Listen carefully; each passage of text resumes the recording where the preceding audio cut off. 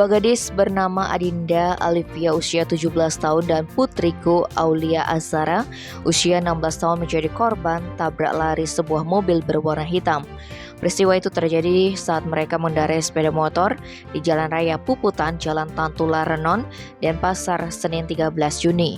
Kasubmas Polresta Denpasar Ibtu Ketut Sukadi menerangkan, peristiwa ini bermula ketika Adinda membonceng Aulia menggunakan Honda PCX datang dari arah timur di Jalan Raya Puputan sekitar pukul 00.30.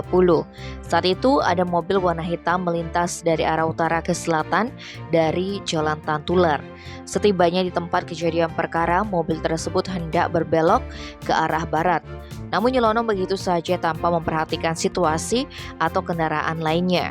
Karena kurang hati-hati, mobil menabrak motor PCX yang tengah melintas. Akibatnya dua gadis pengendara motor terpelanting.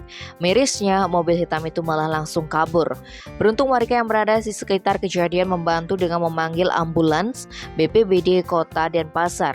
Selanjutnya kedua gadis yang masih berstatus pelajar SMA tersebut dibawa ke RSUP Sanglah.